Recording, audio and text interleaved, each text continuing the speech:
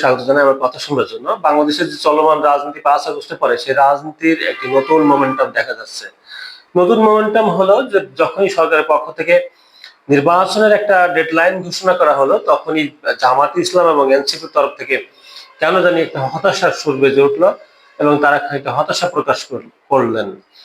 এবং সেক্ষেত্রে দেখা যাচ্ছে যে এনসিপি তো মানে নাসিরুদ্দিন পাটোয়ারি বা অন্যান্য অনেক মুখ থেকে বেরিয়ে আসছে যে আমরা নির্বাচন হতে দেব না সংস্কার বিচার যদি না সম্পন্ন হয়। আবার জামাত ইসলামের তরফ থেকেও একই কথা বলা হচ্ছে যে পিআর না হলে নির্বাচন হবে না, সেই নির্বাচন ঠেকিয়ে দেওয়া হবে, ইত্যাদি ইত্যাদি। আসলে এই দাবিগুলো তারা কতটা যৌক্তিক করছে, এই দাবিগুলো বাস্তবায়নযোগ্য কিনা, তারা মানে সেটা গবেষণা করেছে কিনা, এই দাবিগুলো বাংলাদেশের প্রেক্ষাপটে প্রযোজ্য কিনা, আসলে তাদের হয়তোবা সঠিকভাবে এখানে গবেষণা করা নাই থাকলে কিন্তু তারা এটা নিয়ে এরকম করতেন না। অ্যাকচুয়ালি পিআর ব্যবস্থা, এটা নিয়ে আমরা আগে ভিডিও করেছি, কথা বলেছি। পিআরটা এটা কন্টেস্টেবল ইলেকশন নাই, মানে আমি যে টার্মগুলো ব্যবহার করি আপনারা এটা একটু মাথায় নিতে পারেন। কন্টেস্টেবল ইলেকশন নয় পিআর, মানে প্রতিদ্বন্দ্বিতামূলক নির্বাচন নয়। নির্বাচন হতে গেলে সেটা প্রতিদ্বন্দ্বিতামূলক হতে হবে, অংশগ্রহণমূলক হতে হবে, স্বচ্ছ হতে হবে এবং উৎসব মুখর, অবাধ হতে হবে। এইসবগুলো হচ্ছে গণতন্ত্রে নির্বাচনের জন্য পূর্ব শর্ত। সেই নির্বাচন যদি কন্টেস্টেবল না হয়, অর্থাৎ মানে উৎসব মুখর না হয়, পিআরে সেটা হবে না। পিআরে যে দল সেই দলের জন্য তারা মানে করবে, তারা স্থানীয় মানুষ জানবে না কে তাদের প্রতিনিধি হবে, কি দেখি সবকিছু মিলে আসলে এই নির্বাচনটা না, বরং সেটা হবে আসন ভাগাভাগির একটা ইলেকশন মতো, যে কে কয়টা পাবে, সবাই পাবে, এখানে না পাওয়া কেউ নাই। সবচেয়ে বড় কথা হলো এরকম যদি এমন হয়, আসলে সত্যি কথা যে এটা একটা মানে আপনার গেমের সঙ্গে তুলনা করেন যে পুরস্কার আমরা সবাই ভাগ করে নেব, আসলে কেউ হারবে বা কেউ জিতবে না। কিন্তু আসলে সত্যি কথা হলো নির্বাচন হলো হার বা জিতের ব্যাপার। সারা পৃথিবীতে এমন কোনো দেশ নাই সেখানে এটা এটা হয় না, সেখানে আপনার হার বা জিতের ব্যাপার। এখন একটি তথ্য আমাদের দুই দলগুলো জামাতের তরফ থেকে ছড়ানো হচ্ছে যে পৃথিবীর 91টি দেশে পিআর রয়েছে। আসলে এই তথ্যটা কিন্তু আংশিক সঠিক, সম্পূর্ণ সঠিক নয় এবং কিছুটা বিভ্রান্তিমূলক। পিআর কিন্তু এক এক দেশে এক একটা ফরম্যাটে আছে, এক এক দেশে এক একটা মানে পদ্ধতিতে আছে, সেরকম কোনো আমাদের এরকম যেরকম বলা হচ্ছে এই টাইপের নয়।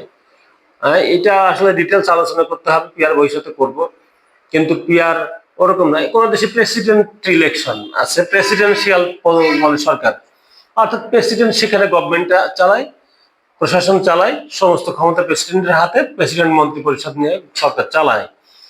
আর পার্লামেন্ট আছে, সেই পার্লামেন্টে পিআর পদ্ধতি আছে।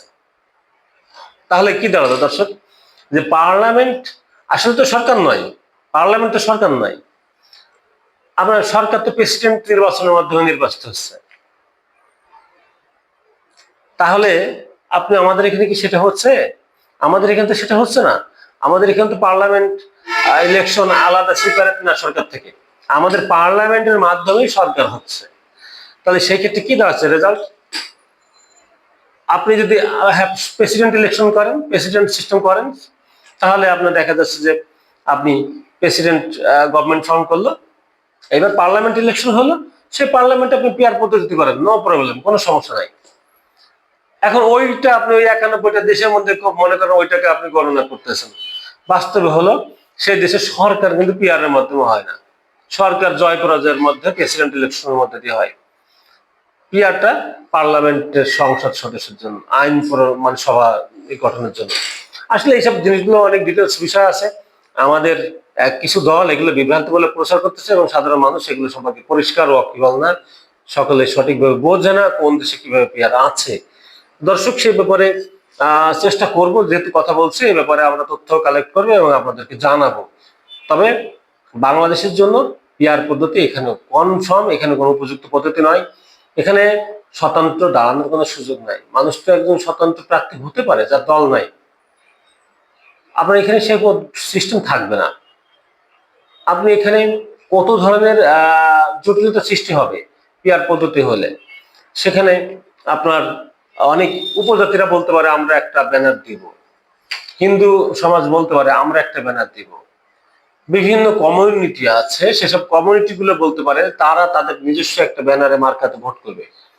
তো আসলে এটা কোনোভাবেই জাতিকে বরং বিভেদের দিকে ঠেলে নিয়ে যাবে। তো যাই হোক, তারপরেও এইসব দাবিতে রাজনৈতিক দলগুলো এখন ভোট বানচালের হুমকি দিচ্ছে।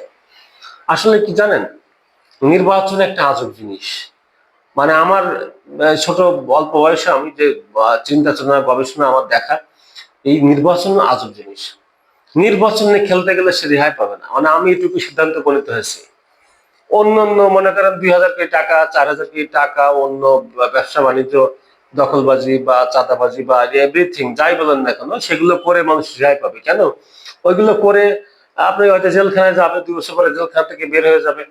হ্যাঁ, এরকম নানা ভাবে তার সে ফিরে আসার সুযোগ থাকবে। কিন্তু একটা কথা হলো কি, যারা ইলেকশনকে টেম্পারিং করবে বা ইলেকশন আপনার কলুষিত করবে, ইলেকশনকে ধ্বংস করবে, এরা কখনো রেহাই পাবে না। আপনি এটা মনে রাখবেন, শেখ হাসিনা কিন্তু এই পালাতে বাধ্য হয়েছে ইলেকশন নষ্ট করার জন্য, অন্যান্য কেস না। সে উন্নতি করেছে, সে আবার মানে ওই যে কি বলে দুর্নীতি করেছে, এসব করেছে, কাজ করেছে, টাকা পয়সা মেরেছে, অনেক কিছু করেছে। বাট তার ফার্স্ট এবং মানে লাস্ট যে অপরাধ, সেই অপরাধের মধ্যে মেন অপরাধ হলো মানুষের ভোটাধিকার কেড়ে নিয়েছে। তো এই ভোটাধিকার নিয়ে খেলতে নাই।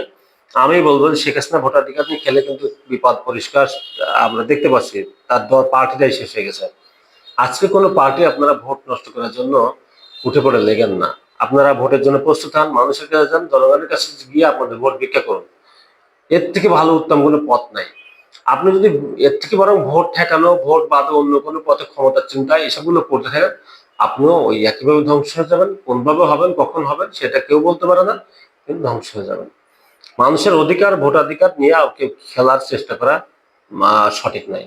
দর্শক ভালো থাকুন। আমার কথা শুনবার জন্য আবার ধন্যবাদ জানিয়ে আমার পেজটিতে ফলো দিয়ে আমার ইউটিউব চ্যানেলটিতে সাবস্ক্রাইব করে আমাদের পাশে থাকার জন্য আহ্বান রেখে আমি আমার কথা শেষ করছি। আল্লাহ হাফিজ।